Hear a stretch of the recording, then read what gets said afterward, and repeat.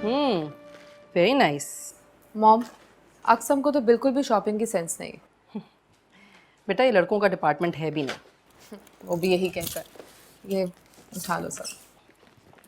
तुम्हें तो तुम्हारी मर्जी की शॉपिंग करवाता है ना, बस और क्या चाहिए तुम्हें। मॉम, मुझे शीरीन के लिए बहुत अफसोस होता है। उसकी सब चीज़ें अंकल और अक्सम ही पसंद करते हैं। अब देखिए उसकी शादी है, लड़कियों की हज़ारों ख्वाहिशें होती हैं, लेकिन वो है दुनिया से बिल्कुल बेखबर। तो बेटा अक्सम को उसे साथ लेकर जाना चाहिए ना शॉपिंग। अक्सम तो खुद इस बात से बहुत तंग है। उसने कई बार कहा भी शीरीन को, लेकिन वो इनकार कर देती है। बस अल्लाह करे वो अपने ससुराल में एडजस्ट कर जाए। मुझे भी उसकी तरफ से काफ़ी परेशानी है वैसे। आप कल जाएंगी ना? जाना तो पड़ेगा बेटा, वरना साबिर भाई को फिर एक नई बात मिल जाएगी।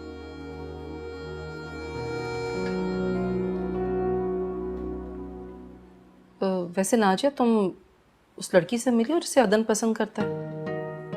पसंद?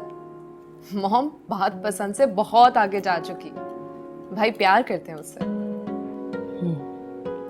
कितने अरसे से जानता है वो उसे? ये तो मुझे नहीं पता, लेकिन आई थिंक तो कुछ ज्यादा टाइम नहीं हुआ। बेटा मुझे ऐसा लगता है कि वो लड़की हमारे स्टेटस की नहीं है। इस बारे में भाई ने कभी कोई बात नहीं की, लेकिन इस बात से क्या फर्क पड़ता है मॉम कि वो हमारे स्टेटस की है या नहीं। भाई को पसंद है, I think so that's good enough for us. आती हूँ।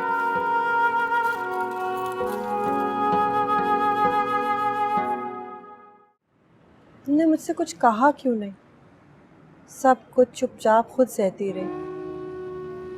मैं हातिम के अलावा किसी का सोच भी नहीं सकती। मुझे यकीन है इस बात का।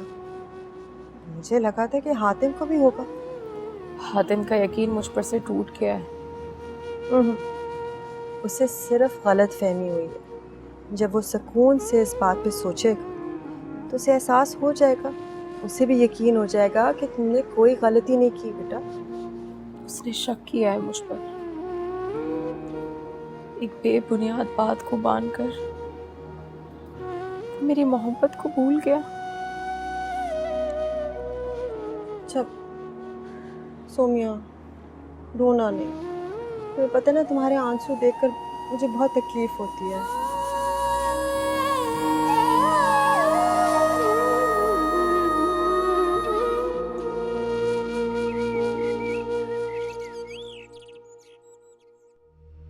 कम से कम तुम्हें मुझे बताना चाहिए था। मैंने इसीलिए आपको कभी कोई बात नहीं बताई, सिर्फ इसी वजह से कहीं आप ये ना समझे कि मैं सूमिया के साथ नंद और भावज वाला रिश्ता रख रही हूँ। मुझे अगर अंदाजा होता ना कि अदन की वजह से गलत फहमियां पैदा होती हैं तो मैं उसे वही रोक देता। नुमान, रोक तो मैं भी सकती थी, लेकिन क्या? लेकिन मुझे भी कभी कभी ऐसा लगता है कि सोमिया का झुकाव भी अदन की तरफ है। क्या फजूल बात कर रही हो तुम? बचपन का साथ है उन दोनों का, हम सब जानते हैं कितनी प्यार और दोस्ती है उन दोनों में। लेकिन अदन कोई बुरा लड़का तो नहीं है। राहिला, वो अगर रिश्ता लेकर आना चाहता है तो इसमें क्या बुराई है? और आप लोगों को अगर लगता है कि हातिम सोमिया से शादी करना चाहता है तो फिर आप देख लीजिए, नहीं तो फिर आप अदन का रिश्ता कबूल कर लीजिए। अदन एक बहुत अच्छे घर का लड़का है, बहुत पैसे वाला है, इस घर का दामाद बनेगा। राहिला बस कर दो, पैसा ही सब कुछ नहीं होता। कभी कभी सब कुछ पैसा ही होता है नुमान। वो वक्त भूल गया जब मुमानी हॉस्पिटल में पड़ी थी और हमारे पास पैसे नहीं थे और डॉक्टर पैसों के बगैर उन्हें हाथ तक लगाने के लिए तैयार नहीं थे। हाँ मुझे याद है, बहुत अच्छी तरीके से याद है। लेकिन खुदा ने कोई ना कोई सबब तो बना ही दिया था ना। उस वक्त क्या हुआ था? तुम्हारा ताल्लुक ही काम आया था ना। इसलिए मैं कहता हूँ कि ताल्लुक और रिश्ते की अहमियत होती है। मैं खुद बात करूंगा हातिम से, समझाऊंगा उसे। नहीं, मतलब कि बहन के भाई होने के नाते आपका बात करना बिल्कुल भी ठीक नहीं है। अगर अल्लाह ना करे कोई ऐसी बात हो गई और आपने बर्दाश्त नहीं की तो मजीद बात बढ़ जाएगी। नोमान,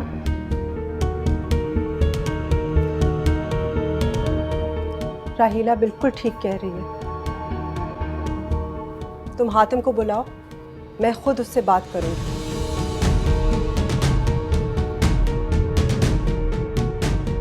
ठीक है, खुदा हाफिज।